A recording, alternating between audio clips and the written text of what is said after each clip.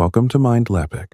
Here we share only the gentlest, slowest stories from the past. Tales meant to carry you softly into sleep. If this quiet journey feels peaceful to you tonight, please press the like button. It helps the channel in small, gentle ways. And if you have not yet, consider subscribing so these calm evenings can find you again. While you settle, perhaps leave a soft comment below. Tell us which city or which country you are listening from tonight. It is nice to know where in the world people are breathing slowly with us. Now let the day fade. Dim your lights if you can. Pull the blanket a little higher. Let your shoulders drop. Let your breath become slow and even. Close your eyes when you are ready. Tonight we go to a small village in the English countryside during the reign of Queen Victoria in the year 1872.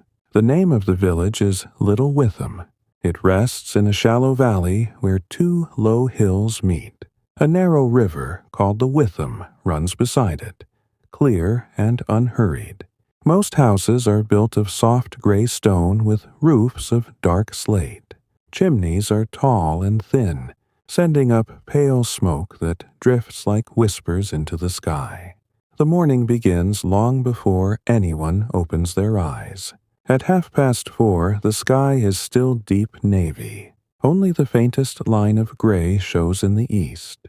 An owl calls once from the big beech tree near the churchyard, then falls silent again. The air is cool and smells of damp grass and wood smoke. Inside the cottage nearest the river, Widow Marwood wakes first. She is 63 years old, small and thin, with silver hair pinned neatly even in sleep. She lights no lamp yet. She knows every inch of her home by feel. Her feet find the cold stone floor. She pulls a thick wool shawl around her shoulders. She moves to the hearth. The embers from last night are still alive, a soft orange glow under gray ash. She kneels slowly. With the poker, she stirs them. A few small sparks rise and die. She adds 3 pieces of dry kindling, then a split log of applewood. The fire answers quietly. A warm breath touches her face. While the kettle begins its slow journey toward boiling, Widow Marwood opens the back door. The garden is dark. Dew lies thick on the cabbage leaves. She breathes in. The scent of wet earth and late roses fills her lungs. Somewhere, a blackbird stirs in the hedge and begins its first notes. Soft, liquid, unhurried. Across the lane, in the bakery, Mr. Thomas Hales is already at work. He rose at 3. His hands are large and dusted with flour. The oven is built into the wall, its mouth wide and warm. He slides long wooden peels in and out, bringing round loaves into the light. Each loaf makes a gentle thump as it lands on the cooling rack. The smell of fresh bread moves through the cracks in the door and drifts down the street. Mr. Hales hums as he works. It is not a song anyone would recognize, just a low, repeating tune that has lived in his throat for 40 years. The rhythm matches the slow push and pull of the dough. In the cottage next to the bakery lives the schoolmaster, Mr. Edwin Poole, and his wife Clara. They are still in bed. The room is small. A single window looks out over the green. White curtains hang motionless. On the washstand, a porcelain basin holds cold water from last night. A thin skin of ice has formed at the edges, though it is only late September. Clara turns over. Her nightgown is cotton, worn soft from many washings. She pulls the quilt higher. Edwin opens one eye, sees the faint light at the window, and closes it again. There is no need to rise yet. School does not begin until 9. Outside, the first cart of the day moves along the lane. Old Mr. Finch drives it. The horse is a quiet bay mare named Bess. Her hooves make a steady, muffled sound on the damp earth road. The cart carries milk cans. They clink softly against each other. Bess knows the route by heart. She turns at the right places without command. Mr. Finch wears a heavy coat and a wool cap pulled low. His breath makes small clouds. He stops at each gate. A woman in a shawl steps out, hands him an empty jug, receives a full one. They exchange only a nod and a quiet morning. Words are few at this hour. The sky lightens slowly. Navy becomes slate, then pale gray. A thin mist lies over the meadows. The river shows silver where the first weak rays touch it. Cows in the far field lift their heads. One low moo carries across the valley, answered by another. Back in Widow Marwood's kitchen, the kettle sings. She lifts it from the hook with both hands. Steam rises in a gentle plume. She pours water over tea leaves in the brown earthenware pot. The leaves swirl and settle. She covers the pot with a knitted cozy shaped like a hen. She cuts 2 slices from yesterday's loaf. The crust is dark and crisp. She spreads a little butter that melts at once. She sits at the small table by the window. The chair creaks under her slight weight. She watches the garden brighten. A robin lands on the spade handle, tilts its head, then flies away. The village wakes in pieces. A door opens here. A shutter is pushed back there. A child's voice calls from an upstairs room. A dog barks once and is hushed. Smoke rises from more chimneys now, thin blue lines against the pale sky. In the vicarage garden, Reverend Langley walks slowly between the rows of dahlias. He is tall and stooped. His black coat is old, but brushed clean. He carries a pair of secateurs. He clips one faded bloom, then another. The petals fall softly to the earth. He does not hurry. There is no need. Sunday is still 2 days away. The church clock strikes 6. 6 slow, deep notes roll across the valley. They linger in the air. When the last note fades, the village seems to breathe out together. Mr. Hales opens the bakery door. Warm air and the smell of bread spill into the lane. He sets a basket of rolls on the stone step outside. Children will come soon with their pennies. Widow Marwood finishes her tea. She rinses the cup and sets it to dry. She ties her apron strings. There is laundry to soak, floors to sweep, stockings to darn. The day is long, but it moves slowly. Each task has its place. She steps into the garden. The sun is up now, low and gentle. It touches the wet grass and turns every blade into a tiny mirror. She walks to the washing line. The sheets she hung yesterday are dry. They smell of fresh air and faint lavender from the bush nearby. She takes them down one by one, folds them with care, presses them against her chest. The morning is still young. Nothing rushes. The river keeps its steady pace. The cows move slowly toward the gate. A bee hums past. The blackbird sings again. Little Witham simply continues. And so do we. The sun climbs a little higher. It is perhaps 7:30 now. The mist in the meadows begins to thin. Long fingers of light reach across the grass, turning dew into tiny sparks that wink and vanish. The river reflects the pale blue of the sky.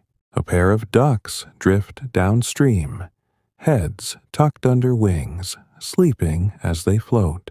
In the bakery, Mr. Hales has finished the first batch of loaves. He wipes his hands on the coarse apron tied around his waist. Flour dusts his sleeves like soft snow. He steps to the open doorway and breathes deeply. The air outside is fresher than the heat of the oven. He looks up the lane. A few villagers are moving now. Women with baskets. Men in flat caps carrying tools toward the fields. Young Sarah Ellis, only 9 years old, comes running barefoot down the path from her parents' cottage. Her hair is loose and tangled from sleep. She stops at the bakery step, eyes wide at the basket of rolls. "Morning, Mr. Hales," she says in her small voice. "Morning, Sarah." He smiles, lines deepening around his eyes. "Penny today?" She nods and holds out a warm coin. He selects the roundest roll, still hot enough to steam faintly when broken. She cradles it in both hands like treasure, then hurries away toward home, biting into the soft white inside as she goes. Widow Marwood has carried her laundry basket indoors. She spreads the sheets across the deal table. Her iron stands heating at the edge of the hearth. It is heavy cast iron, black with years of use. She tests its warmth with a wet finger, hiss, and nods to herself. She begins to press. The iron moves in slow, deliberate strokes. Each pass releases a faint scent of clean linen and warm cotton. The fabric sighs under the weight. She works without haste. Fold, smooth, fold again. The pile grows neat and square on the chair beside her. Outside her window, a sparrow bathes in the shallow dust of the path. It flutters, sending up tiny clouds of earth. Another joins it. They dip and shake, content in the morning sun. Further along the green stands the blacksmith's forge. Mr. Josiah. Brent is not yet at the anvil. He is in the small yard behind, splitting logs with a steady rhythm. The axe rises and falls in a calm, even cadence. Thunk, pause, thunk. The wood parts cleanly, revealing pale inner grain. He stacks each piece with care against the wall. Sweat beads on his forehead, but he does not hurry. The day is long. The forge will wait. His wife, Ellen, hangs washing on the line strung between two apple trees. The sheets billow gently in the light breeze. She pegs them with wooden clothes. Pegs worn smooth by years of use. Her movements are quiet and practiced. When the line is full, she steps back, hands on hips, and watches the white cloth catch the light. It looks like sails on a calm sea. In the schoolroom, Mr. Poole has risen at last. He stands at the small mirror above the washstand, scraping his chin with a straight razor. The blade moves slowly, scraping softly against skin. Clara pours hot water from the kettle into the basin. Steam curls upward. She adds a drop of lavender oil from a tiny brown bottle. The scent drifts through the room, gentle and clean. Edwin rinses the razor, wipes his face with a towel, and dresses in his usual gray wool suit. The jacket is slightly worn at the elbows, but it is brushed and tidy. He ties his cravat with careful fingers. Clara watches him from the doorway, a small smile on her lips. She says nothing. There is no need. Downstairs, she sets the table for breakfast. Porridge simmers on the hob, thick and creamy. She spoons it into 2 bowls. A little milk, a sprinkle of brown sugar, 2 slices of bread toasted at the fire, a pat of butter. They sit opposite each other at the narrow table. The window is open a crack. Cool air moves the curtain like a slow breath. They eat in silence at first. Only the clink of spoons against china and the distant lowing of cattle. Then Clara speaks softly. The leaves are turning early this year. Edwin nods. The beech by the church is already copper. They look out together. The tree stands tall and old. Its leaves glow in the morning light, green, edged with gold. After breakfast, Edwin gathers his books, a primer, a slate, a bundle of chalk. Clara packs him a small parcel, bread, cheese, an apple for midday. He kisses her forehead. She smooths his collar. He steps out into the lane. The green is busier now. Children run in small groups, laughing quietly.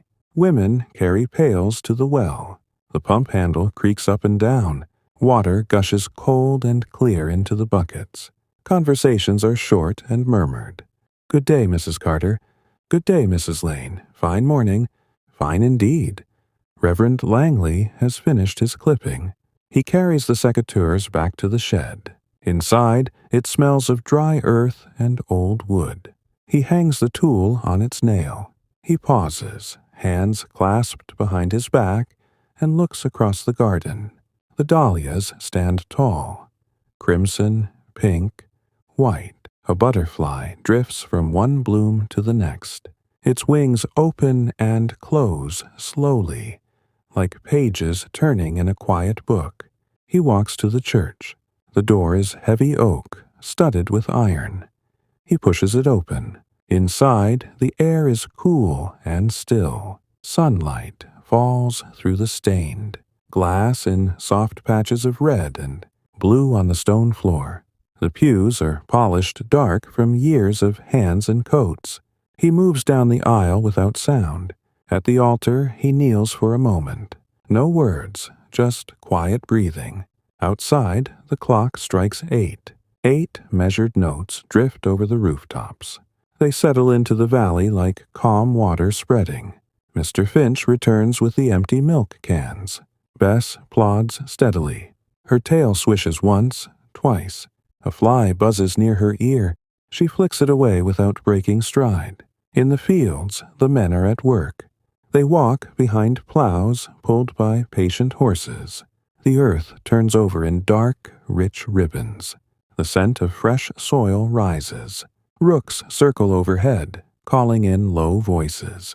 The men pause now and then to wipe their brows. They speak little. The work is steady, familiar. Back in the village, Widow Marwood has moved to her knitting. She sits in the low chair by the window. The needles click softly. Knit 2, purl 2, knit 2. The wool is gray, thick, warm. She is making mittens for the winter. The pattern is simple. She has made the same ones many times before. Her eyes follow the road outside. A boy on a stick horse trots past. She smiles faintly. The morning continues its slow unfolding. No task is rushed. No voice is raised.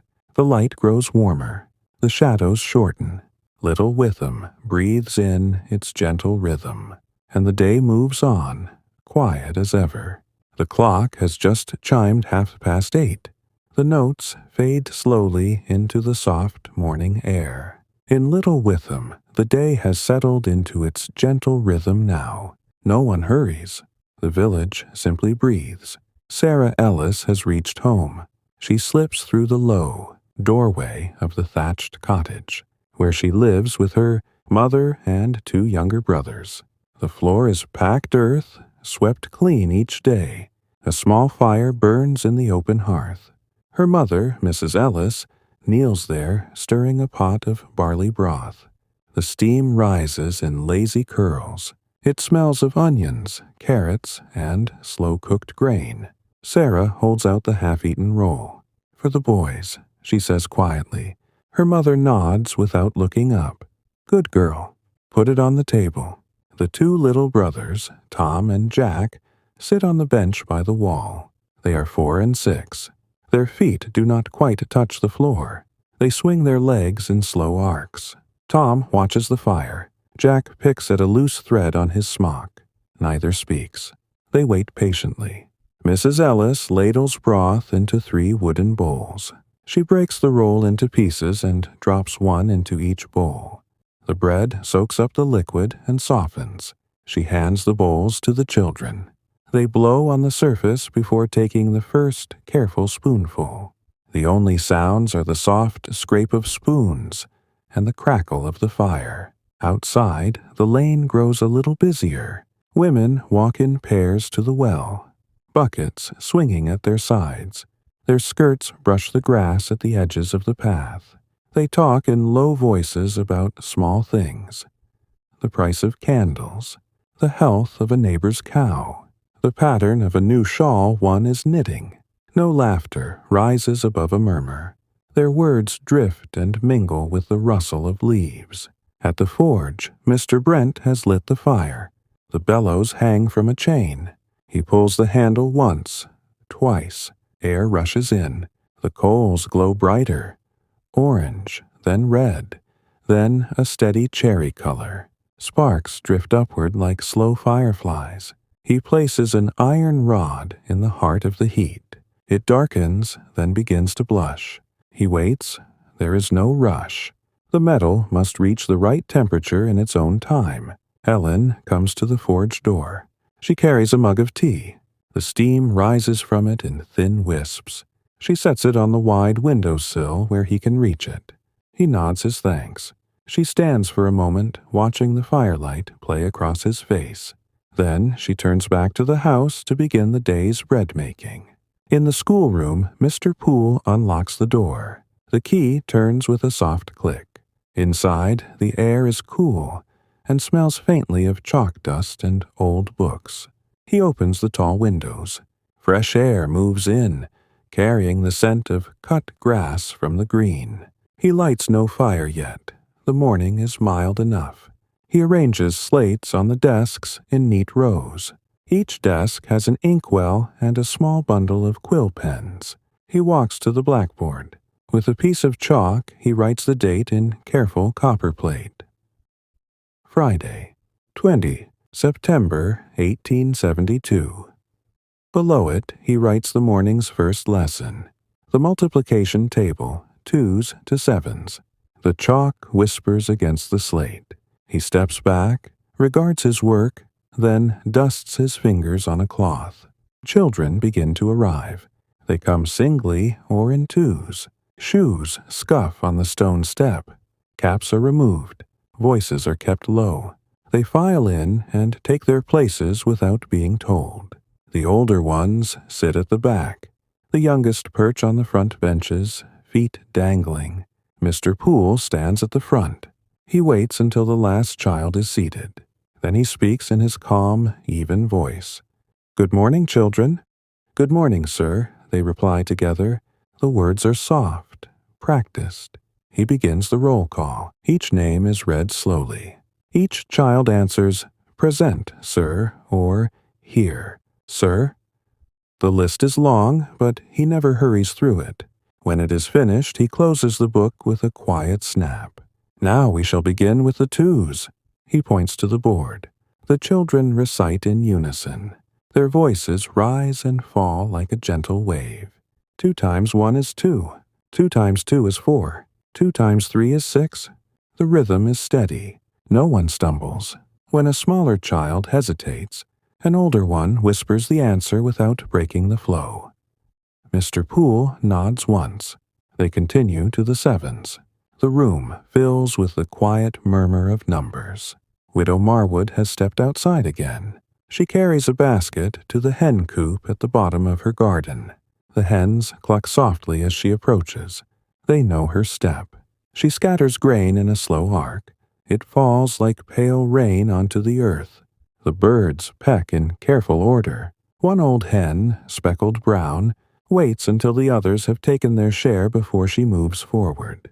Widow Marwood gathers the eggs. 5 today. Smooth, warm, the color of cream. She cradles them in the curve of her apron and carries them indoors. She sets them in a bowl on the dresser. Later, she will boil 2 for her midday meal. The rest she will take to Mrs. Poole tomorrow in exchange for a small jar of honey. The sun is higher now. It warms the stone walls of the cottages. Shadows lie short and soft. A cat stretches on a windowsill, paws extended, eyes half closed. It yawns once, showing pink tongue and sharp teeth, then curls into a tight ball. In the vicarage, Reverend Langley has returned from the church. He sits at his desk in the small study. The window looks onto the garden. Sunlight falls across the pages of his open Bible. He reads slowly, lips moving without sound. His finger traces each line. He pauses often to look up at the roses outside. A bee works its way into one deep pink bloom. He watches until it flies away. He dips his pen in the inkwell. He writes a few lines in the parish register.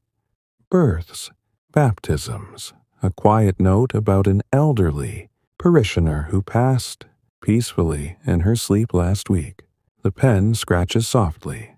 When he finishes, he blots the page with fine sand, tips it back into the shaker, and sets the book aside. Clara Poole has finished her morning tasks. She has swept the floors, blacked the grate, and set a small stew to simmer for supper. Now she sits by the open door with her sewing basket. She is mending a tear in Edwin's Sunday waistcoat. The needle moves in and out with tiny, even stitches. The thread is black silk, smooth against her fingers. She hums a quiet hymn under her breath. The same few bars repeated. The green outside is peaceful. A group of older boys kick a rag ball in slow motion. It rolls across the grass, bounces once, twice. They retrieve it without running. A girl sits under the big oak tree, making a chain of daisies. Her fingers work steadily. Petal after petal is threaded. The chain grows longer, white and gold. The river continues its unhurried journey. Water weeds sway beneath the surface. A trout rises once, takes an insect, and slips back into the shadows. Rings spread outward, widen, fade. No clock strikes now. Time feels softer, stretched. The morning has slipped into midday without announcement. The village holds its breath in the warm light. Everything continues exactly as it should. Slow, gentle, quiet. The midday sun now hangs directly overhead. It is gentle, not fierce, filtered through a thin veil of high cloud that softens every edge. In Little Witham, the light falls warm and even. Shadows pool beneath the eaves and under the spreading branches of the oaks. The air carries the faint sweetness of late hay drying in distant fields. Widow Marwood has finished her morning chores. She closes the door behind her and steps onto the lane. Her basket is over one arm, covered with a clean cloth. Inside rest the 5 fresh eggs and a small jar of blackberry jam she made last week. She walks slowly toward the vicarage. Her shoes make a soft crunch on the gravel. She passes the green where the daisy-chain girl still sits, her lap now full of white and gold links. The child looks up and smiles shyly. Widow Marwood nods in return. At the vicarage gate she pauses. The iron latch is cool under her fingers. She lifts it carefully so it does not clang. The path is lined with low box hedges clipped square. Lavender bushes grow between them. Their scent rises as she brushes past. She reaches the front door, painted deep green, glossy from recent oiling, and knocks twice lightly. Reverend Langley opens the door almost at once. He has removed his coat. His shirt sleeves are rolled to the elbows. A pair of half-moon spectacles rest low on his nose. "Mrs. Marwood," he says in his quiet voice. "Come in, please." She steps over the threshold. The hall is tiled in black and white squares. A grandfather clock stands against the wall, ticking steadily. Its pendulum swings in a slow, soothing arc. "I've brought the eggs," she says, lifting the cloth, "and a little jam. The blackberries were especially sweet this year." He takes the basket with both hands. "You are very kind. Clara will be pleased. She speaks often of your jam." They move to the small parlor. A low fire burns in the grate, even though the day is mild. It keeps the damp from the walls. 2 armchairs face the hearth. A small table holds a tray with a teapot under a cozy and 2 cups waiting. Clara appears from the kitchen, wiping her hands on her apron. Her face lights when she sees the visitor. "Mrs. Marwood, how good to see you." They sit. Clara pours tea. Weak, the way Widow Marwood prefers it. A thin slice of lemon floats in each cup. The steam rises in slow spirals. They speak of ordinary things. The weather turning cooler at night. The new hymn book arriving for Sunday. The health of the rector's roses. No one raises their voice. No one interrupts. The conversation moves like the river. Steady, without hurry. After a time, Widow Marwood sets her cup down. "I must not keep you," she says. Clara walks her to the door.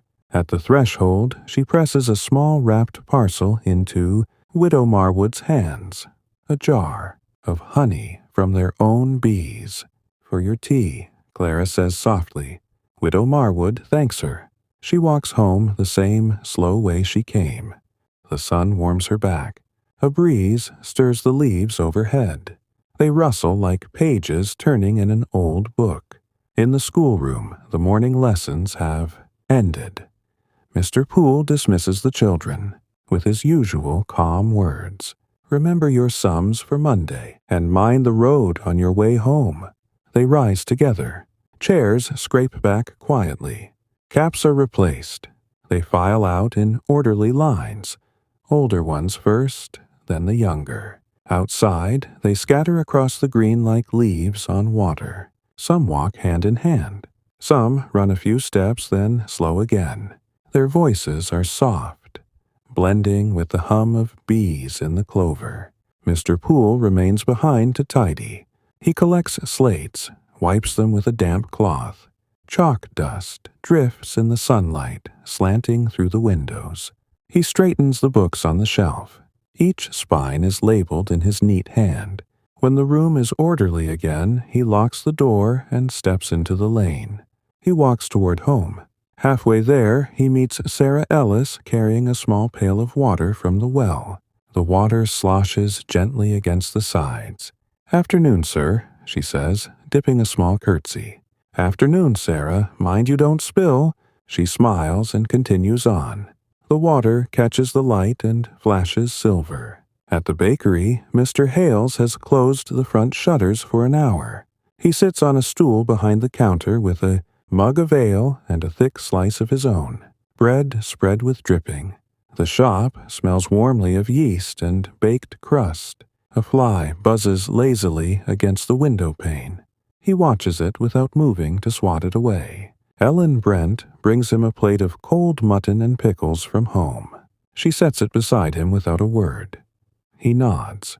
She returns to the house to eat her own meal by the kitchen window, watching the apple trees and the line of washing that sways in the light wind. In the fields, the men have paused for dinner. They sit in the shade of a hedge, backs against the bank. Each unwraps a cloth bundle. Bread, cheese, an onion, perhaps a scrap of bacon.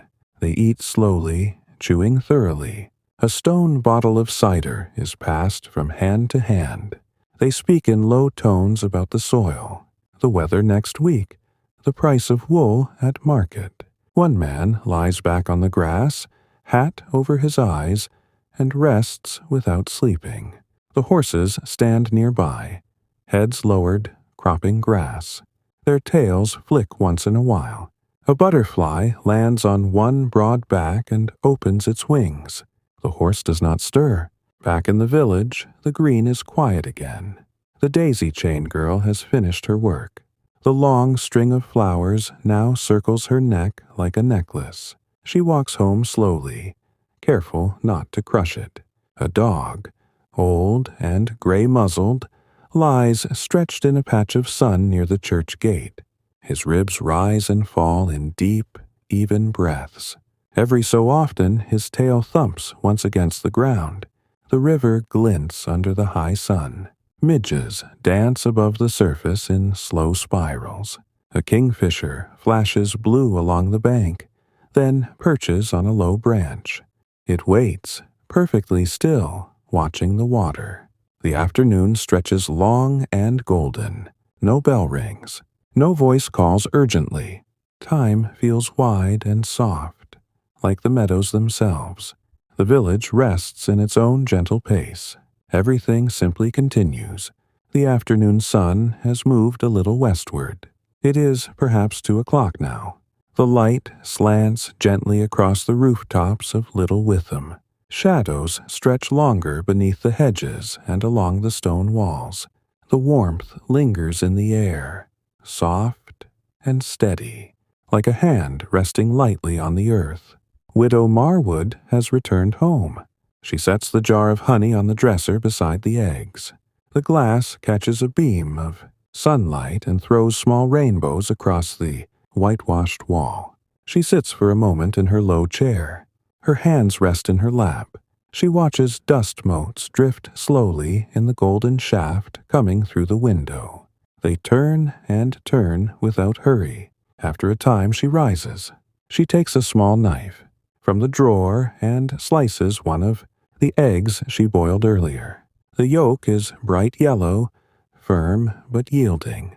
She spreads a thin layer of butter on a slice of bread. She arranges the egg slices neatly, a sprinkle of salt from the wooden bowl. She carries the plate to the table by the window. She eats slowly. Each bite is small. She chews thoughtfully. The bread is still fresh enough to taste of the oven. The egg is mild and comforting. Outside, a breeze moves through the garden. The hollyhocks sway on their tall stems. Pink and white petals drift down one by one. They land softly on the path. A bee follows the same route along the lavender, pausing at each flower head. Its hum is low and constant, almost part of the quiet. In the schoolroom, Mr. Poole has eaten his midday meal.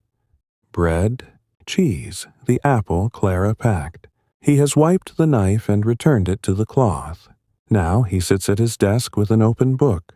It is a volume of natural history, old but well cared for. The pages are thick. The illustrations are hand-colored. Soft greens and browns for the hedgerows, pale blues for the sky. He reads about the habits of the hedgehog. The words move slowly through his mind. He turns one page, then another. There is no need to finish the chapter today. Clara has carried her sewing outside. She sits on the wooden bench beneath the kitchen window. The waistcoat lies across her knees. The needle glints as it rises and falls. She works in small sections, careful to keep the stitches even. A thrush lands on the fence nearby. It hops twice, then begins to sing. A clear, repeating phrase that rises and falls like water over stones. Clara listens without pausing her work. The song weaves itself into the afternoon. At the forge, Mr. Brent has returned to his anvil. The iron rod is now the right heat. Straw yellow at the tip. He lifts it with the tongs. Sparks shower down as he strikes. The hammer falls in a measured rhythm. Clang. Pause. Clang. Each blow is deliberate. The metal flattens, lengthens, begins to take the shape of a horseshoe. Sweat darkens his shirt between the shoulders, but his breathing remains even. Helen watches from the doorway for a moment. She says nothing. She simply stands, arms folded loosely, content to see him at his work. The village green is almost empty now. Most children have gone home to eat or help with small tasks. A few older girls walk arm in arm along the path. Their skirts brush the grass. They speak in whispers about ribbons at the next fair, about a new song someone heard in the next village. Their voices are light, carried away on the breeze. Near the river, an old man named Mr. Gray sits on a low stool he brings every afternoon. He holds a long fishing rod of hazel. The line lies slack across the water. He does not expect to catch anything today. The float bobs gently with the current. He watches it without moving. His dog lies beside him, chin on paws, eyes half closed. Every so often the dog sighs, a deep, contented sound. Mr. Gray reaches down and scratches behind its ears. The tail thumps once against the grass. The cows in the meadow have moved to the shade of the big elm at the far end. They stand close together, heads low, chewing slowly. Their jaws move in the same steady circle. Flies buzz around them. One cow flicks an ear. Another switches her tail. The meadow hums with their quiet presence. In the bakery, Mr. Hales has reopened the shop. A few villagers come for afternoon. Bread. Mrs. Carter buys 2 small loaves for supper. She pays with 3 pennies that clink into the tin. Mr. Hales wraps the loaves in brown paper. He ties the parcel with string. They exchange a few words about the weather. Turning cooler at night now, she says. Aye, he replies. Winter's not far. She nods and steps out. The door closes behind her with a soft thud. The sun continues its slow arc. Light moves across floors and walls inside the cottages. In Widow Marwood's kitchen, a patch of gold creeps along the flagstones. It reaches the leg of the table, then the chair. She watches it without rising. The river flows on. Its surface is smooth, except where a leaf falls and drifts for a moment before sinking. Water striders skate across the shallows on long, delicate legs. They move without ripple. A church bell tolls once, 3 o'clock. The single note hangs in the warm air, then fades into silence. No one looks up. The day knows its own time. Everything remains as it was an hour ago, and as it will be an hour from now. The afternoon folds itself quietly around the village. Soft light, soft sounds, soft breathing. Little Witham simply is. The afternoon deepens. The sun has drifted lower in the sky. It is nearing 4 o'clock. The light turns a warmer gold. Every leaf and blade of grass seems edged in soft amber. Long shadows stretch across the green, reaching toward the cottages like quiet fingers. The air cools just enough that the warmth feels comforting rather than heavy. Widow Marwood has finished her simple meal. She rinses the plate under the pump in the yard. Cold water runs over her hands. She dries them on her apron. Then she takes her shawl from the hook by the door, a thick wool one, faded blue, and drapes it around her shoulders. She steps out to the garden once more. The hollyhocks have closed their faces for the day. Their tall stems stand still. She walks slowly between the rows of vegetables. Cabbage leaves curl inward. Carrots push pale green tops above the soil. She kneels with care, knees creaking faintly, and pulls a single weed by its root. The earth is soft and dark. It smells rich and clean. She pats the soil back into place with gentle fingers. A robin appears on the fence post. It tilts its head, watches her. She does not speak to it. She simply sits back on her heels and looks. The bird hops once, twice, then flies to the apple tree. It perches on a low branch and begins a quiet song. Short phrases, repeated like a lullaby. In the schoolmaster's cottage, Clara has folded her sewing. The waistcoat is mended, the tear invisible now. She carries it indoors and hangs it on the hook behind the door. Then she moves to the small stove. She adds 2 pieces of wood to the fire. Flames lick upward slowly. She sets a kettle on to boil. Later there will be tea, perhaps a slice of seed cake she baked yesterday. The house fills gradually with the scent of warming wood. Edwin Poole has left his book open on the desk. He stands at the window looking out. The green lies peaceful under the slanting light. A few children play quietly near the oak tree. One boy rolls a hoop with a stick. The hoop moves in lazy circles across the grass. Another child sits with knees drawn up, watching ants march in a neat line over a stone. No shouts, no running, only the soft sound of the hoop tapping the ground. Mr. Poole steps outside. He walks the short path to the green. He does not hurry. His hands are clasped behind his back. He stops near the boys and watches the hoop roll. The child glances up.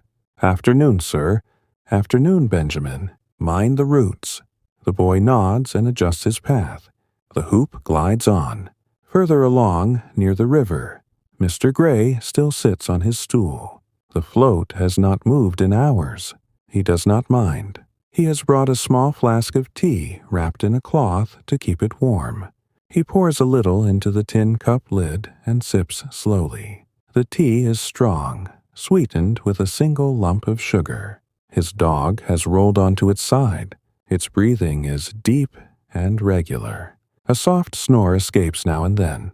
A willow tree leans over the water. Its branches trail in the current, swaying like long green hair. Leaves fall one by one. Each drifts for a moment on the surface before the river pulls it under. Mr. Gray watches them go without regret. At the forge, the day's work winds down. Mr. Brent has shaped 6 horseshoes. They lie cooling on the stone floor in a neat row. Steam rises faintly when he dips the last one in the trough. A gentle hiss, a puff of white. He hangs the hammer on its peg. The bellows rest. The fire is banked with ash. He wipes his hands on a rag that hangs from his belt. Ellen calls from the kitchen door. Supper in an hour. He nods once. I'll wash first. He walks to the pump in the yard. Cold water gushes over his arms, his neck. He scrubs with a lump of yellow soap. Water drips from his beard. He shakes his head like a dog coming out of rain. Then he dries himself with the towel she has left on the line. The bakery has grown quiet. Mr. Hales has sold the last of the afternoon loaves. He sweeps the floor with a stiff broom. Flour dust rises in small clouds, settles again. He opens the back door to let the heat escape. A breeze moves through the shop, carrying the faint smell of cooling bread. He sits on the step outside. His wife brings him another mug of ale. They sit together in silence. She leans against the doorframe. He rests his elbows on his knees. They watch the lane empty slowly. A woman walks past with a basket of laundry balanced on her hip. She nods to them. They nod back. The cows have been brought in from the meadow. Their hooves make a steady, muffled sound on the track. The herdsman walks behind, stick in hand. He whistles once, a low, tuneless note. The cows turn into the yard without fuss. They file into the byre one by one. The door closes with a soft creak.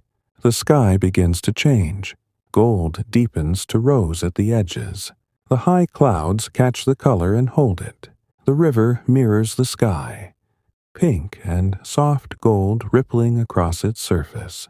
In the vicarage, Reverend Langley has lit the lamp in his study. The flame is small, steady behind the glass chimney. He sits with a cup of tea and a thin slice of bread. He reads from a book of sermons, not for Sunday, but for his own quiet comfort. The words are familiar. He traces them with one finger as he reads.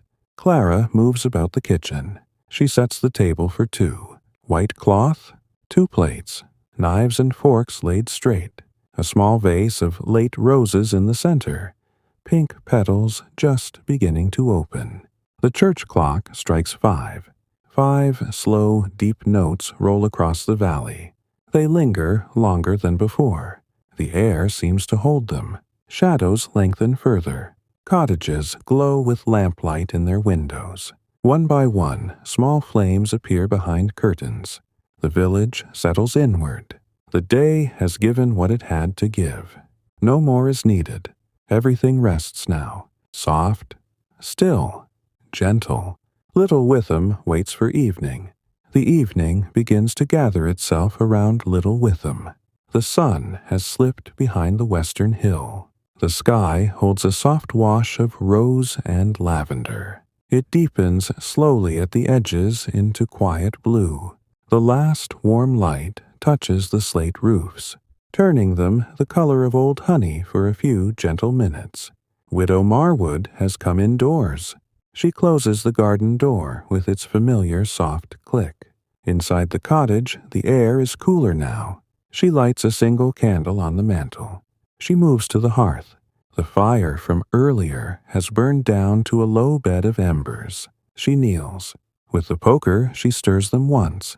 A few sparks rise and drift upward. She adds 2 small logs. Dry oak, split last autumn. They catch slowly. Flames lick along the bark in quiet tongues. Warmth spreads outward again, gentle against her face. She sits in her chair by the window. The shutters are still open.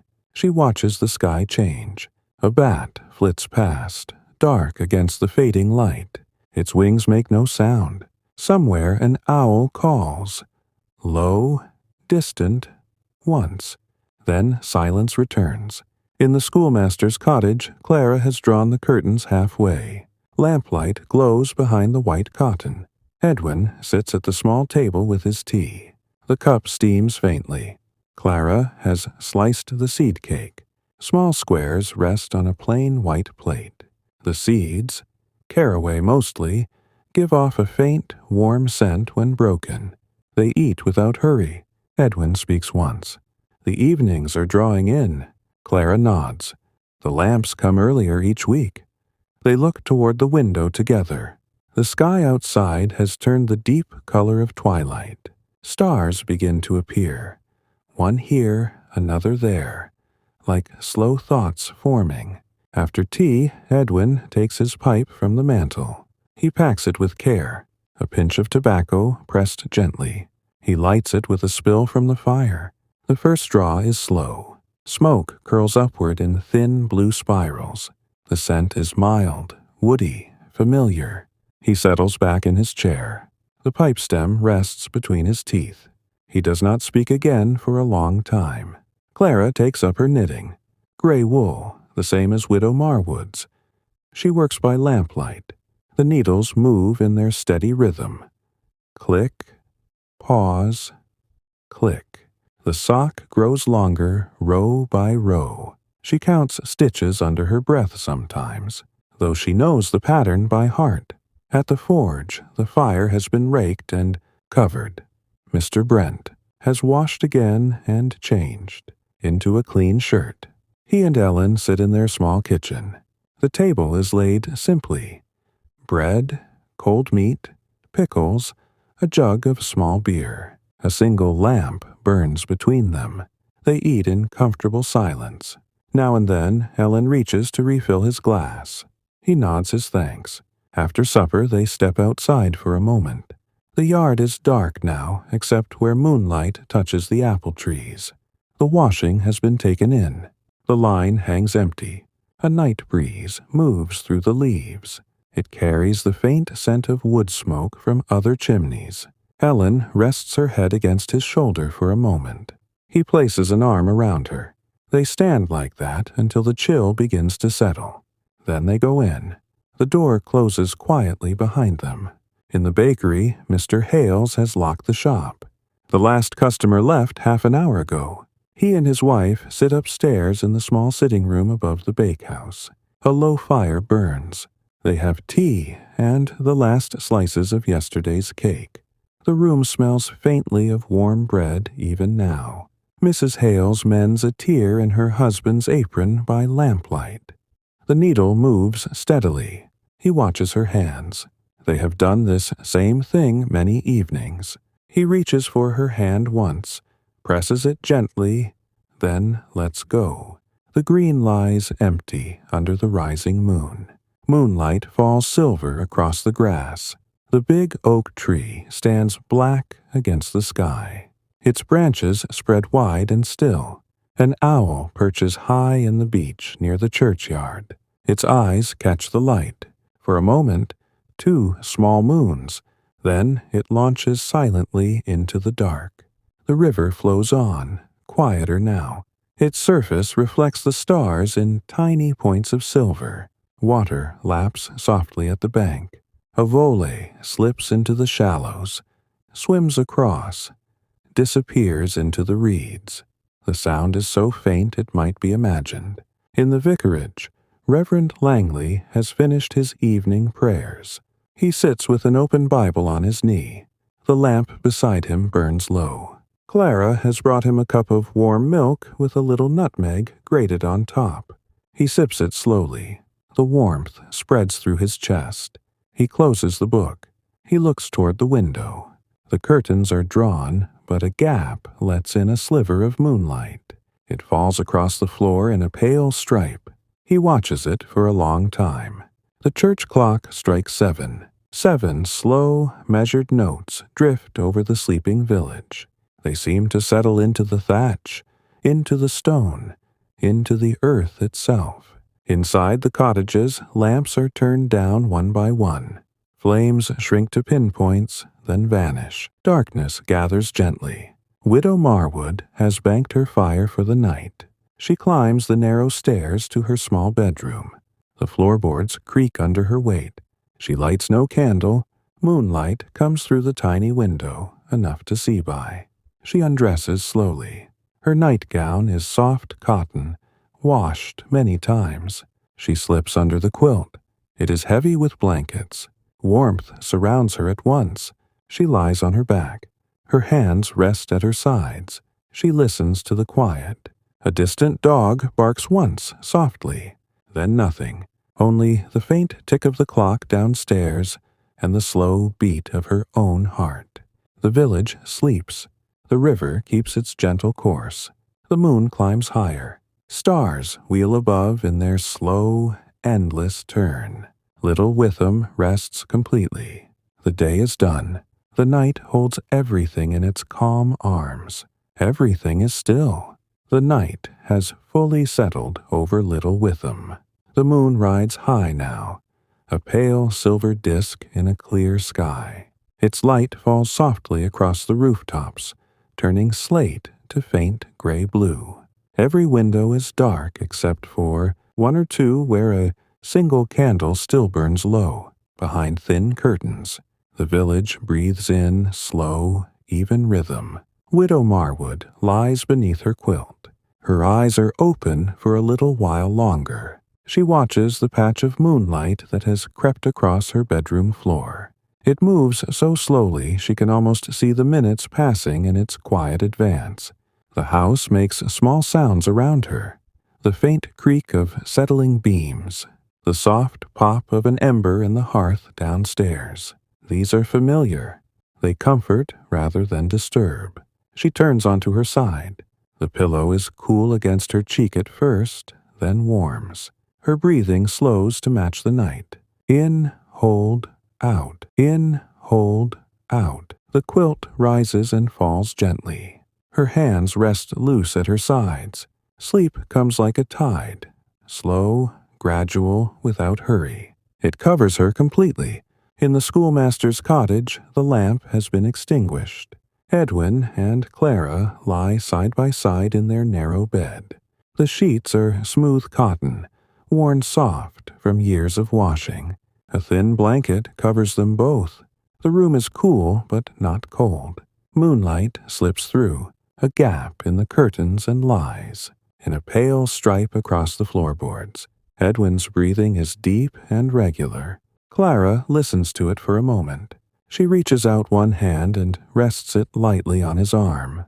The touch is small, familiar. She closes her eyes. Her thoughts drift like leaves on the river. Unhurried, without direction. Soon her breathing matches his. The two rhythms blend into one quiet sound. Outside, the green is silvered by moonlight. The big oak stands motionless. Its leaves hang still. No wind moves them tonight. A fox pads across the grass on silent paws. Its coat gleams faintly. It pauses near the church gate, ears pricked, then continues on its way. The dog by Mr. Gray's cottage stirs once in its sleep, twitches an ear, then settles again.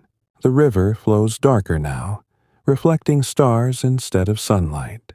The current is steady, almost soundless. Water laps at the roots of willows along the bank. A heron stands in the shallows on one leg. It waits without impatience. Moonlight catches the white feathers of its breast. After a long time it lifts its wings and glides upstream, silent as a shadow. In the vicarage, Reverend Langley has gone to bed. His room is small and plain. A wooden crucifix hangs above the headboard. Moonlight falls across the quilt in soft squares. He lies on his back, hands folded over his chest. His lips move in silent. Prayer for a few moments. Words he has said every night for decades. Then he stops. His eyes close. Sleep takes him gently. The church clock strikes 11. 11 slow, deep notes roll out across the valley. They seem to travel farther in the stillness. Each one lingers before the next arrives. When the last note fades, perfect quiet returns. No carts move on the lanes. No doors open or close. The forge is cold. The bakery rests. The schoolroom door is locked. The well pump stands silent. A barn owl drifts low over the meadows. Its wings are wide and soft. It makes no sound as it hunts. The grass below sways faintly in its passing. Mice move beneath the stems, unaware for now. In every cottage the fires have burned low. Embers glow faintly under ash. They give just enough warmth to keep the chill from the stones. The scent of wood smoke lingers in the air outside. Thin, sweet, comforting. The sky is vast and clear. Stars shine steadily. The Milky Way stretches across like a faint river of light. It has been there every night for centuries, watching the same fields, the same river, the same quiet village. Time passes without mark. Minutes blend into hours. The moon moves slowly westward. Its light shifts across floors and walls, then fades as clouds drift in from the east. Thin, high, translucent, the night deepens further. Sleep holds little Witham in its calm embrace. No dreams disturb the villagers tonight. Only rest, deep, slow, unbroken. The river continues its gentle course. The earth turns beneath the stars. Everything remains exactly as it should be. Quiet, peaceful, still. The night stretches on in Little Witham. The moon has moved farther west, its light now slanting low through bare branches. The sky holds a deeper velvet blue. Stars shine clearer in the cool air. A thin frost begins to form on the grass, tiny crystals that catch, moonlight like scattered diamonds. It will melt with the first touch of dawn, leaving only dampness behind. Widow Marwood sleeps deeply now. Her breathing is slow and even. The quilt has slipped slightly from her shoulder. She does not stir to pull it up. Dreams, if they come at all, are quiet ones. Perhaps the garden in summer. Perhaps tea with Clara by the fire. Nothing disturbs her. The house around her is still. Only the clock downstairs ticks on, soft and steady. Marking time no one needs to count tonight.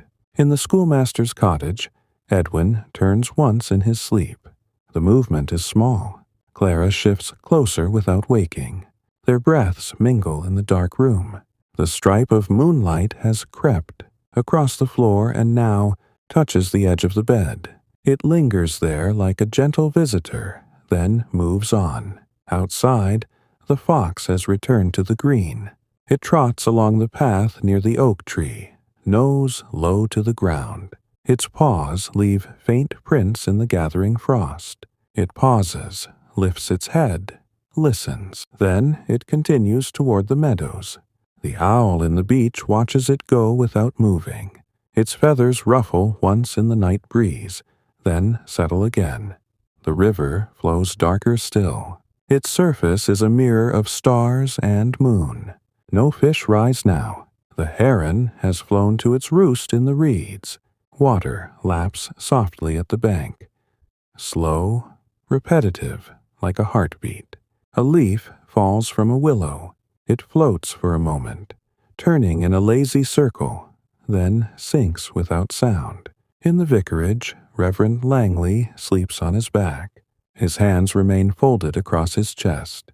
The quilt is tucked neatly around him. A small snore escapes now and then, soft, almost inaudible. The lamp in the study downstairs has long been put out. The Bible rests closed on the desk. Moonlight touches its leather, cover for a brief time before the clouds cover the moon again. The village lies wrapped in silence. No dog barks, no door creaks. The forge chimney stands cold and black against the sky. The bakery windows are shuttered tight. The schoolroom door remains locked. The well bucket hangs motionless on its chain. A hedgehog moves along the base of Widow Marwood's garden wall. Its spines catch faint light. It snuffles through fallen leaves, searching for slugs or beetles. Its small paws make no noise on the damp earth. It finds what it needs, eats quietly, then trundles onto its nest beneath the roots of the old apple tree. The cows and the byre stand close together. Their breathing steams faintly in the cool air inside. One shifts her weight from one hoof to another. The sound is muffled by straw. The herdsman has long since gone to his own bed in the cottage nearby. His lantern hangs dark on its hook. The clock in the church tower strikes 2. 2 deep, slow notes roll out. They travel across the valley and fade into the hills. The sound seems to settle the night even deeper. Everything listens for a moment, then returns to rest. Clouds drift across the moon. The silver light dims, then returns. Dims again. The frost thickens a little more. Blades of grass stand stiff and white. The air smells clean. Earth, wood smoke, distant pine from the copse beyond the meadows. In every home, sleep holds its gentle reign. Bodies relax fully. Muscles loosen. Hearts beat slow and sure. Thoughts, if any linger, are soft and drifting. Memories of bread rising, of tea steaming, of children's quiet voices on the green. The night hours pass without hurry. 3 o'clock comes and goes. 4. The eastern sky remains dark. No hint of gray yet. The stars hold their places, steady and bright. A barn cat slips from a barn loft. It pads along the lane, tail high. It pauses at Widow Marwood's gate, then continues. Its eyes glow green in the faint light. It hunts without haste. The night provides. The river keeps its course. Water moves over stones in the shallows. Soft murmurs that never cease. The sound blends with the quiet breathing of the village. Everything rests. No task waits unfinished. No worry stirs. The world turns slowly toward morning, but morning is still far away. The night continues its calm watch. Little Witham sleeps on, deeply, peacefully, completely. The hours pass in deepest quiet. The clock in the church tower strikes 3, then 4, then 5. Each set of chimes arrives soft and far away, like echoes from another time. The notes drift across the sleeping valley and fade without trace. The night holds steady. Widow Marwood remains still beneath her quilt. Her breathing is slow now, almost silent. The patch of moonlight that crossed her floor earlier has moved on. Only faint starlight filters through the small window. It touches the edge of her pillow in a pale shimmer. She dreams, if at all, of nothing that can be named. Only warmth, only rest, only the gentle scent of lavender from the sachet beneath her mattress. In the schoolmaster's cottage, Edwin and Clara lie turned toward each other. Their foreheads nearly touch. The quilt has slipped between them. Clara's hand rests loosely on Edwin's wrist. Their breaths rise and fall in perfect unison. The room is cool. The air smells faintly of beeswax from the candle snuffed hours ago. Outside the window, a single leaf detaches from the beech tree. It spirals down in slow motion and lands on the sill without sound. The green lies silvered under stars. Frost thickens on the grass blades. Each one stands rigid, sparkling when a break in the clouds lets starlight through. The big oak tree looms darker than the sky. Its branches spread wide, motionless. No bird stirs in its leaves. No wind moves them. The fox has returned to its den beneath the roots of an old hedgerow. It curls tight, tail over nose. Its sides rise and fall in deep sleep. The hedgehog has retreated to its nest of leaves and moss. It sleeps rolled into a perfect ball. Spines outward. The river flows on through the dark. Its surface is black glass now, reflecting pinpoints of starlight. The current moves without haste. Water slips over rounded stones in the shallows. The sound is the softest murmur imaginable. Steady, unchanging, like distant breathing. Reeds along the bank stand tall and still. A water vole has returned to its burrow. The entrance is hidden beneath overhanging grass. In the byre, the cows stand together in their familiar places. Their eyes are closed. One shifts her weight with a faint rustle of straw. Warm breath steams from their nostrils in slow clouds that drift upward and dissolve. The air inside smells of hay, of warm hide, of quiet animal presence. The herdsman's cottage nearby is dark. A thin thread of smoke rises from its chimney, embers still alive under ash. The forge lies cold. Coals buried deep in the hearth give off no light, only the faintest warmth that will last until morning. The anvil rests silent. Tools hang in their places on the wall. The bellows hang motionless from their chain. The bakery is still. The oven door is closed tight. Inside, residual heat lingers in the bricks. It will keep the loaves soft until they are taken out at dawn. Upstairs, Mr. and Mrs. Hales sleep in their wide bed. A quilt patterned with faded flowers covers them. Their breathing is slow and deep. A small clock on the mantel ticks softly, its sound lost beneath the quiet. In the vicarage, Reverend Langley lies flat on his back. His hands rest open at his sides. The quilt is drawn to his chin. Moonlight has returned through a gap in the clouds. It falls across his face in a gentle wash. His expression is calm, lines of care smoothed away in sleep. The small crucifix above the bed catches a gleam of light. It hangs steady. The barn cat has found its way to the hayloft. It curls in a nest of old straw. Its tail wraps around its body.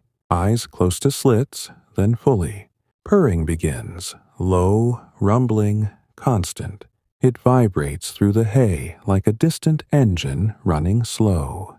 The sky begins its first faint change. Far in the east, behind the low hills, the black softens to deepest indigo. No true light yet, only the promise of it. Stars dim one by one at the horizon. The Milky Way still arches overhead, clear and bright in the center of the sky. Frost glitters on every surface now, on gateposts, on the churchyard stones, on the thatch of roofs. It will remain until the sun rises higher. The air is sharp and clean. It smells of cold earth, of distant wood smoke, of the river's damp breath. The village sleeps on. No one wakes early today. There is no need. Saturday morning comes without demand. The day will unfold in its own time. The night lingers a little longer. It wraps little Witham in its soft, dark arms. It holds every cottage, every garden, every sleeping soul. Quietly, tenderly, completely. The first faint hint of dawn touches the eastern sky. It is not yet light, only the deepest, black softening to a muted indigo along the horizon. The stars above Little Witham begin to pale, one by one. The moon hangs low in the west, silver turning to thin white. Frost still lies thick on the grass, on the thatch, on the stone walls. Every surface sparkles faintly in the pre-dawn hush. Widow Marwood stirs first, not fully awake, only a slow return from the depths of sleep. Her eyes remain closed. She listens to the quiet house, the soft tick of the clock downstairs, the gentle creak of timbers cooling after the night. Her body feels heavy, rested. She lies still for many minutes, letting the warmth of the quilt hold her. Then, without hurry, she opens her eyes. Moonlight has left the room. Starlight barely reaches the window now. She sits up slowly. The mattress sighs beneath her slight weight. She reaches for the shawl draped over the chair. It is wool, thick and warm. She wraps it around her shoulders over the nightgown. Her feet find the cold floorboards. She stands without haste. Downstairs, the embers in the hearth glow faintly orange beneath their blanket of ash. She kneels. With the poker, she stirs them once. A small flame answers, licks upward. She adds kindling. Thin twigs gathered last autumn. They catch quickly but quietly. She places a single split log on top. The fire grows in its own time, spreading gentle warmth into the room. She opens the back door a crack. Cold air slips in, carrying the clean scent of frost and damp earth. The garden lies silvered and still. No bird has sung yet, only the distant low of a cow from the byre, soft and sleepy. She closes the door again. The latch clicks softly. She moves to the kettle. It sits cold on the hob. She fills it from the bucket by the sink. Water drawn yesterday, clear and cold. She hangs the kettle over the rising flames. Soon it will sing its slow approach to boiling.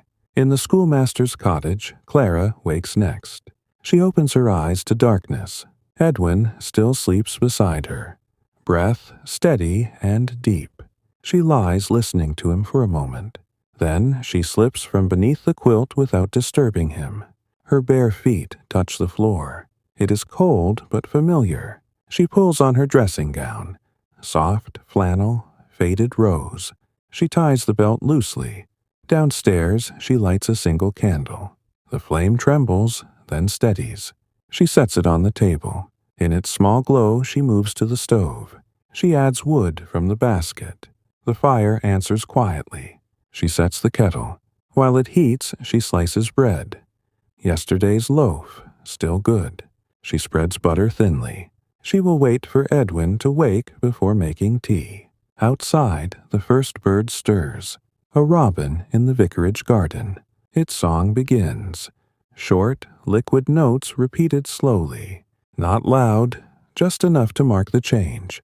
Another robin answers from the hedge near Widow Marwood's cottage. The calls drift across the quiet lanes. The sky lightens by degrees. Indigo becomes gray. A thin line of pale rose appears low in the east. It spreads upward, faint and tentative. The frost on the grass begins to glisten as the first weak rays touch it. Crystals catch the light and throw tiny sparks. Mr. Brent wakes in the forge cottage. He lies still for a time, feeling the cool air on his face. Helen sleeps beside him. He rises without sound. His feet find the rug beside the bed. He dresses in the dark. Trousers, shirt, thick socks. He steps downstairs. The kitchen is cold. He lights the fire in the range. Flames grow steadily. He fills the kettle. Soon the room will warm. He opens the back door. The yard lies silver. The apple trees stand black against the paling sky. He breathes deeply. The air is sharp, clean. He closes the door and returns to the warmth. In the bakery, Mr. Hales has already risen. He woke at 4:30 as always. He moves through the familiar dark of the bakehouse. He lights the lamp above the workbench. Its glow is soft yellow. He kneads dough by feel more than sight. Large hands working the mixture in slow circles. The rhythm is steady, unhurried. Flour dusts his arms like pale mist. The oven waits, mouth open. He will light it soon. For now, the dough rests under a cloth, rising in its own gentle time. The village wakes in fragments. A shutter opens here. A door creaks there. A child's sleepy voice murmurs from an upstairs room. A dog stretches and yawns in a yard. Smoke begins to rise again. Thin blue threads from chimneys, curling into the brightening sky. The river reflects the first true color of dawn, rose and gold, rippling across its surface. Ducks stir on the bank, heads lifting from beneath wings. They paddle into the water without splash. The church clock strikes 6. 6 slow notes roll out. They seem softer in the morning hush. The sound settles over the valley like mist. Reverend Langley opens his eyes. He lies still, listening to the chimes fade. Then he rises. He kneels beside the bed for a moment. Head bowed, hands clasped. No words spoken aloud. Only quiet thanks for another day. He dresses slowly. Black coat brushed, collar straight. He steps to the window. The garden lies pale and still. Dahlias stand with heads bowed under frost. He watches until the first ray of sun touches the highest bloom. The sky clears to pale blue. The sun appears, low, gentle, without glare. Light spills across the meadows. Frost begins to melt. Tiny drops form on every blade, every leaf. They catch the sun and sparkle. Little Witham opens its eyes to another quiet day. Nothing rushes. The morning unfolds slowly. Smoke rises. Birds sing. The river flows. And the village simply continues. The sun rises slowly over the low hills east of Little Witham. Its first rays are pale and thin, reaching across the meadows like careful fingers. The frost begins to melt in earnest now. Tiny drops form on every blade of grass, on every leaf tip, on the slate roofs. They catch the light and sparkle for a brief moment before sliding away. The air smells fresh. Clean earth, wet stone, the faint green promise of the coming day. Widow Marwood has dressed in her usual clothes. Dark wool skirt, high-necked blouse of faded cotton, thick shawl pinned at the front. Her silver hair is brushed smooth and pinned in a neat knot at the back. She stands at the open back door again. The garden wakes before her eyes. A blackbird lands on the washing line post. It throws back its head and sings. Clear, rising notes that carry across the still air. Another answers from the hedge. The duet is soft, unhurried. She steps outside. Her shoes leave faint prints in the damp grass. She walks the narrow path between the rows. The cabbages glisten. She touches one leaf with her fingertip. Cold water beads roll off. She smiles faintly to herself. The carrots need thinning soon, but not today. Today is for slower things. Back inside, she sets the kettle to boil properly now. The water moves in small circles as it heats. She measures tea leaves into the brown pot. 2 spoonfuls, no more. When the kettle sings, she lifts it with both hands. Steam rises in a gentle plume. She pours. The leaves swirl, darken the water. She covers the pot with the cozy. While it steeps, she cuts bread. Thick slices from yesterday's loaf. She toasts them at the fire. The edges blacken just a little. Butter melts into the warm surface. She eats, standing at the window, watching the light grow. Across the lane, the bakery door opens. Mr. Hales steps out with a tray of fresh rolls. Steam rises from them in soft clouds. He sets the tray on the stone step outside. The smell drifts. Warm yeast, crust, faint sweetness. He breathes it in himself for a moment, hands on hips. Then he returns inside. More loaves wait in the oven. He slides the long peel in, turns them, brings them out one by one. Each makes a gentle thud on the rack. Sarah Ellis appears at the corner of the lane. She has been sent for milk. Her shawl is wrapped tight against the morning chill. She carries an empty jug. Her feet are in worn boots now. She stops at the bakery step, eyes on the rolls. "Morning, Mr. Hales," she calls softly through the open door. "Morning, Sarah. One for the road?" She nods, fishing a penny from her pocket. He selects the roundest roll, still warm. She takes it, bites into the side. Steam escapes. She walks on toward the dairy gate, chewing slowly. In the schoolmaster's cottage, Clara has made tea. Edwin comes downstairs, hair still tousled from sleep. He sits at the table. She pours for him. They eat in quiet companionship. The window is open a crack. Cool air moves the curtain. Outside, the robin still sings. Edwin speaks after a time. "I thought we might walk to the river later. The light will be good on the water." Clara nods. "After lessons, perhaps." He finishes his tea. She clears the cups. He gathers his books again. Today is Saturday. No school, but he has promised to help the older boys with their sums in the afternoon.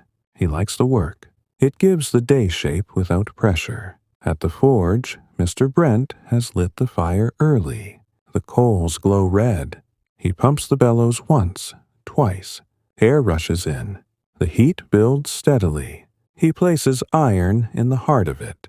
While it heats, he sharpens a chisel on the grindstone. The wheel turns with a low, even hum. Sparks fly in small arcs, die before they reach the floor. Helen brings him tea in a thick mug. He drinks it standing, watching the iron change color. The village green brightens. Sunlight spills across it fully now. The big oak throws long morning shadows. Children begin to appear. Some running hoops, some gathering sticks for playfires that will never be lit. Their voices are soft, carried on the light breeze. No one shouts. The morning is too gentle for that. Reverend Langley walks in his garden. The dahlias have opened wider with the sun. He bends to one crimson bloom. Dew clings to the petals. He touches it lightly. The flower trembles. He straightens, hands clasped behind his back. He looks across the valley. Smoke rises straight from chimneys. No wind to bend it. The hills opposite catch the light. Gold on green, soft and distant. He returns indoors. Clara has breakfast ready. Porridge, a boiled egg each. Bread. They eat at the small table by the window. The room fills with quiet sounds. Spoons against china. The faint tick of the clock. The robin outside. After breakfast, he steps to his study. He opens the parish register again. Yesterday's notes wait to be copied neatly. He dips his pen. The ink flows black and smooth. He writes in careful copperplate, each letter formed without rush. When he finishes, he blots the page, closes the book. The sun climbs higher. The frost has vanished completely. The meadows steam faintly where the warmth meets the cold ground. Cows are let out again. They move slowly toward the river field. Their hooves sink a little in the soft earth. Low moos carry across the valley. Contented, unhurried. Mr. Finch drives his cart along the lane once more. Bess plods steadily. Milk cans clink. Villagers come to their gates with jugs. Nods are exchanged. A few words about the fine morning. The cart moves on. Widow Marwood has taken her basket to the hen coop. The hens cluck and scratch. She scatters grain. They peck in orderly turns. She gathers eggs. 6 today, warm in her hands. She carries them inside, sets them in the bowl. One she will use for a cake later. The rest for market tomorrow, perhaps. She sits by the window with her knitting. The gray wool grows. Needles click softly. She watches the lane. A boy on a stick horse trots past. His mother calls him back gently. He turns without protest. The day moves forward in its calm way. No task feels heavy. No hour presses. The light strengthens. Birds sing in short bursts. The river glints. Smoke drifts upward. Little Witham simply lives its quiet life, one breath at a time, one moment folding into the next. Everything continues, softly, steadily, peacefully. The sun now stands a hand's breadth above the eastern hills. Its light has warmed the valley floor. In Little Witham, the morning has fully opened. The air carries the scent of wet grass drying, of wood smoke thinning, of fresh bread drifting from open doors. Everything moves at the same gentle pace it has kept since the first light. Widow Marwood has finished her breakfast. The plate is rinsed and set to dry on the wooden rack beside the sink. She takes her basket from the hook by the door. Inside, she places the 6 eggs wrapped carefully in a clean cloth, the small jar of blackberry jam from yesterday, and 2 loaves she baked earlier in the week. Market day is tomorrow, but she likes to prepare slowly today. She ties a kerchief over her hair, plain white cotton knotted beneath her chin. Then she steps out. The lane is quiet. Her shoes make a soft crunch on the gravel. She passes the bakery. Mr. Hales is sweeping the step outside. Flour dust rises in small clouds around his broom. He looks up. "Morning, Widow Marwood." "Morning, Mr. Hales. Fine rolls this morning." He nods, pleased. "The oven was kind today." She continues on. The green lies bright now. Sunlight pours across it in wide golden sheets. Children play in small groups. A girl of about 7 sits cross-legged beneath the oak, weaving grass stems into tiny rings. She places one on each finger, admiring them in the light. 2 boys roll a wooden hoop with sticks. The hoop turns lazily, bouncing once when it strikes a root. They retrieve it without running. Near the river path, Sarah Ellis returns with her milk jug full. The cream has risen to the top in a thick layer. She walks carefully so it does not spill. A drop escapes anyway, falls to the ground, sinks into the earth without trace. She wipes the side of the jug with her sleeve and keeps walking. At the vicarage, Reverend Langley has finished his letters. He seals the last envelope with a drop of wax and the small brass stamp. The seal is simple, a cross within a circle. He sets the letters on the hall table for the postboy tomorrow. Then he steps into the garden again. The dahlias stand tall in the morning sun. Their colors glow. Crimson deepens to velvet. Pink softens to blush. White shines clean. He carries a watering can from the shed. It is old tin, dented in places, handle wrapped with twine for a better grip. He fills it at the rain barrel. Water pours in a steady stream. He carries it back and pours slowly around each plant. The earth drinks without hurry.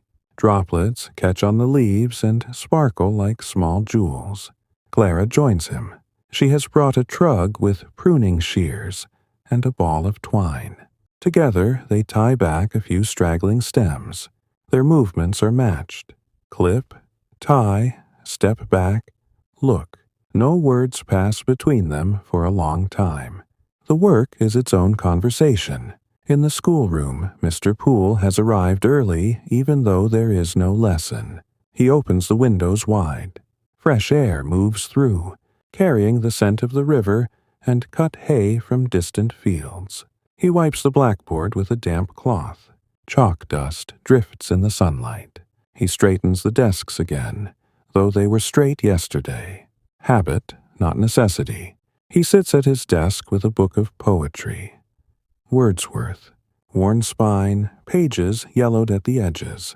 He reads slowly, lips moving without sound.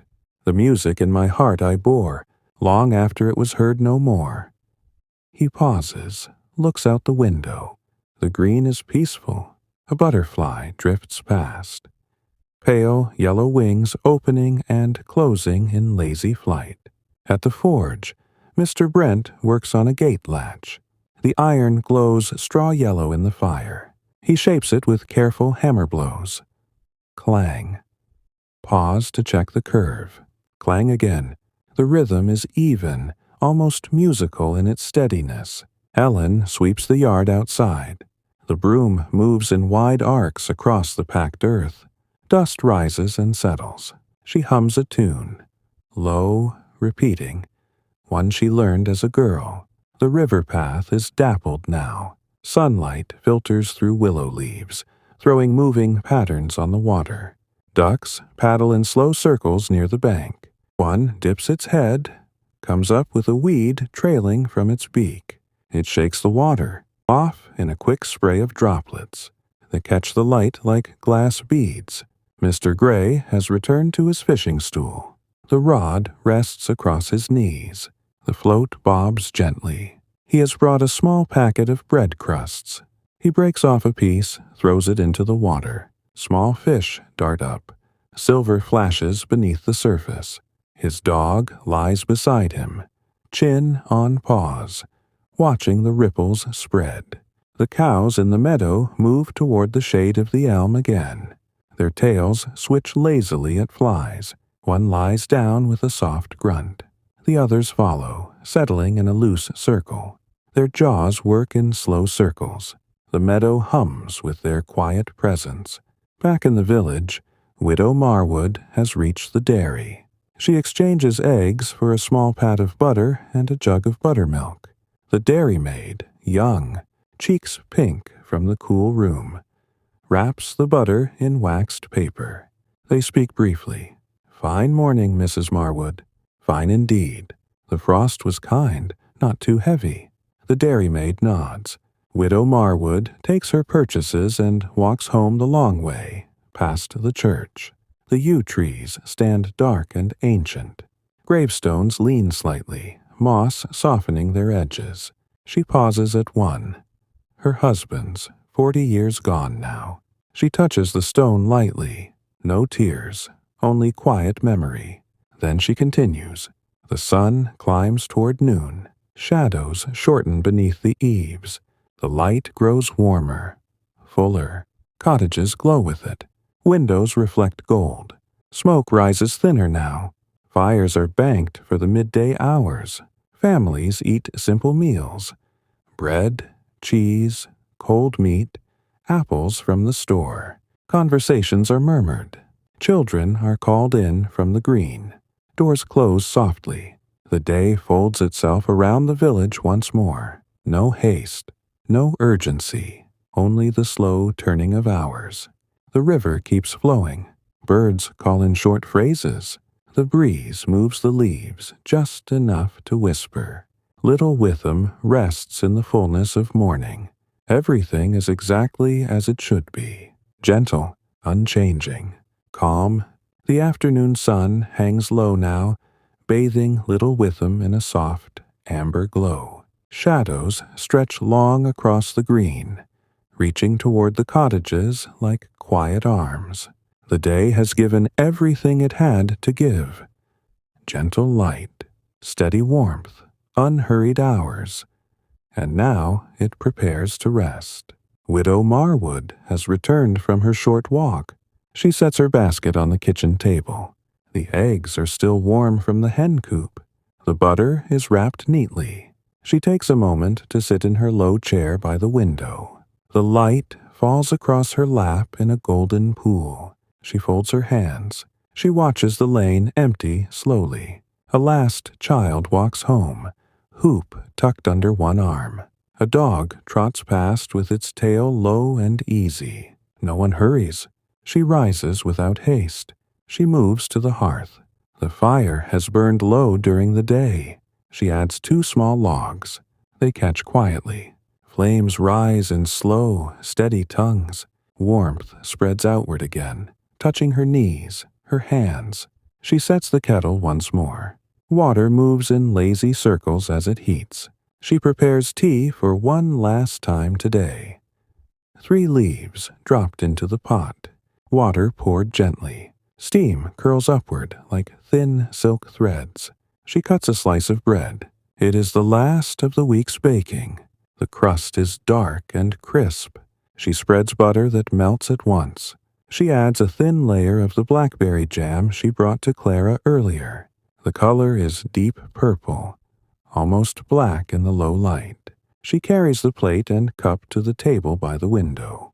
She sits. She eats slowly. Each bite is small, deliberate.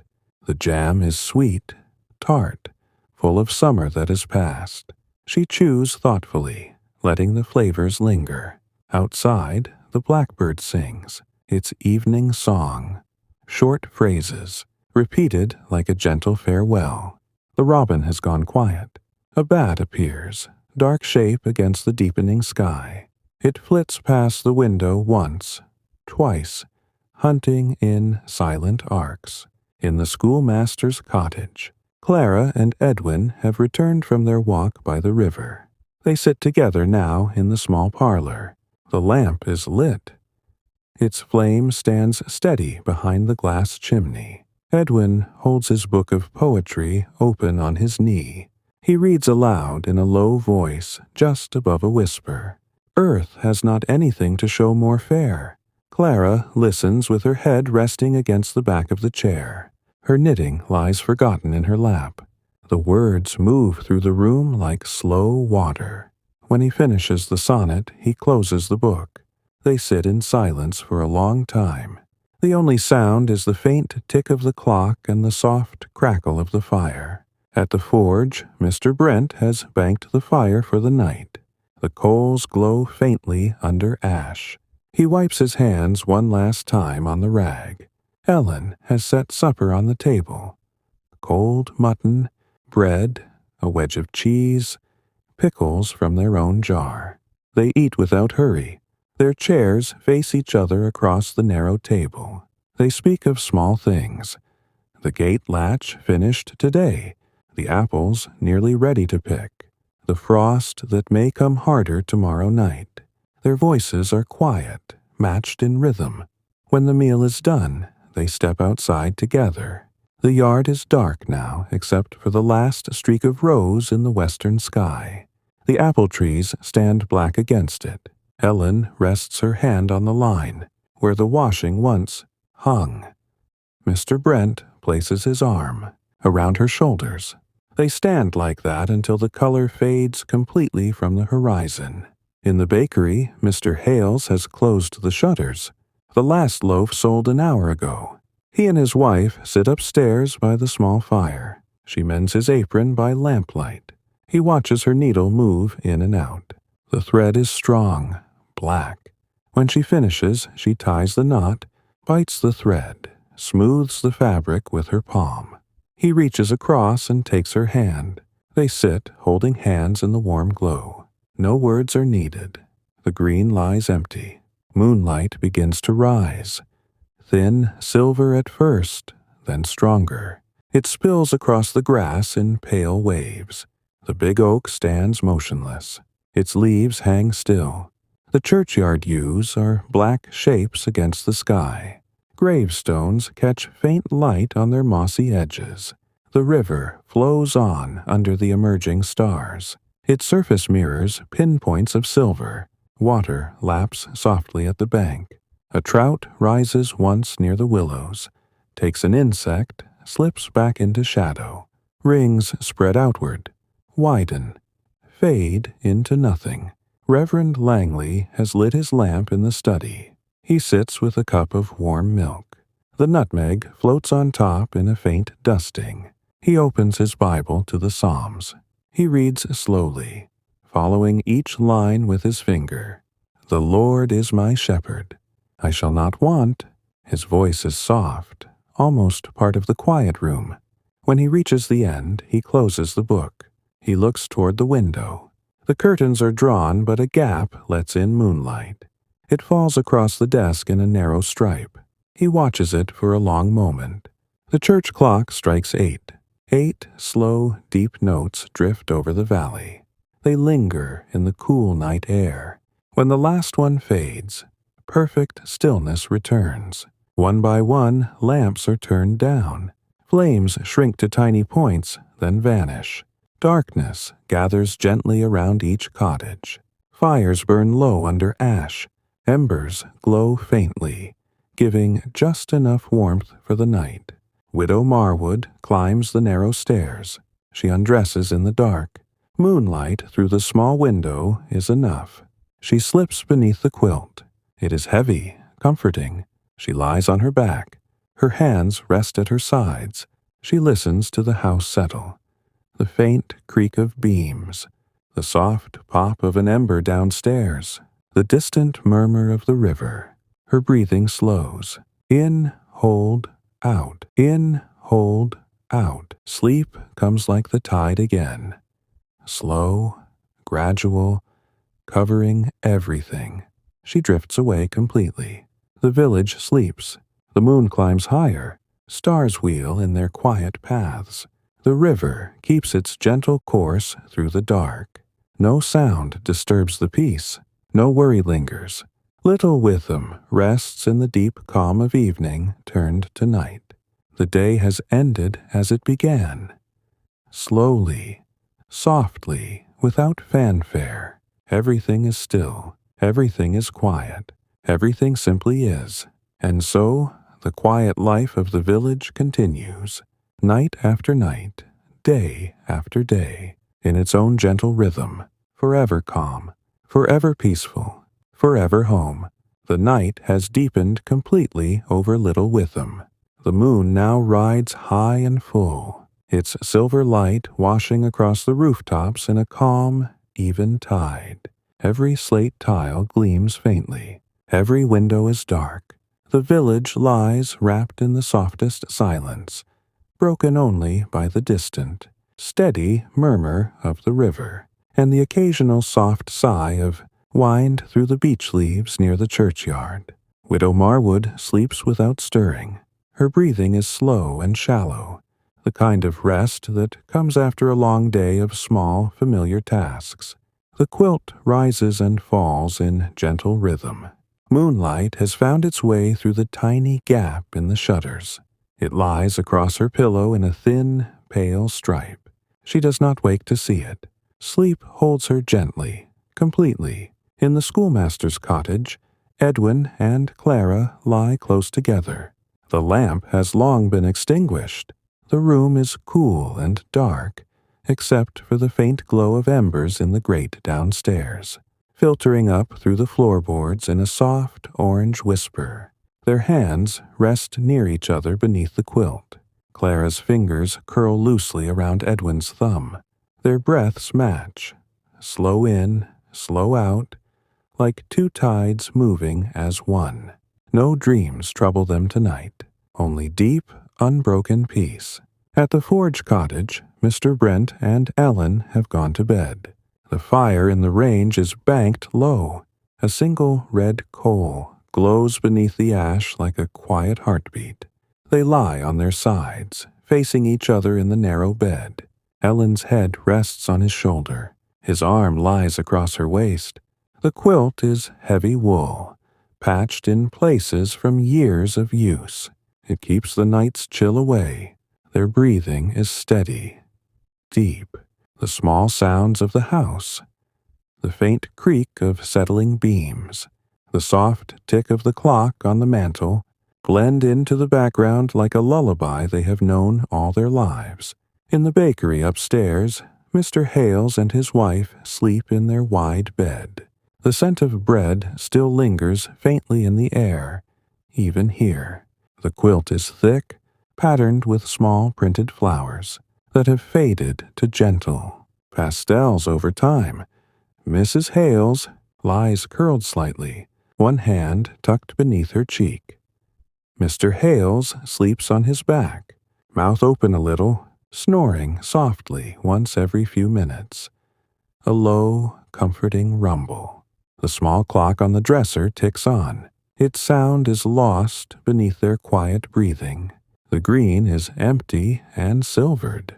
Moonlight pools in the dips of the grass. The big oak tree stands like a dark sentinel. Branches spread wide and still. No leaf moves. The church clock strikes midnight. 12 slow, measured notes that roll across the valley and seem to settle into the earth itself.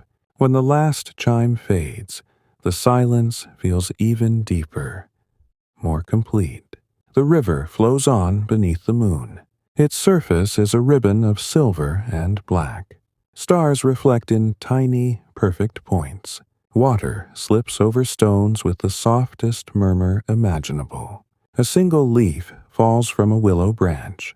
It touches the water, turns once in a slow circle, then drifts downstream without hurry. An owl glides low over the meadows. Its wings are wide and silent. It perches on a fence post near the river field. Its eyes catch moonlight. Two small moons staring into the dark. It waits, perfectly still.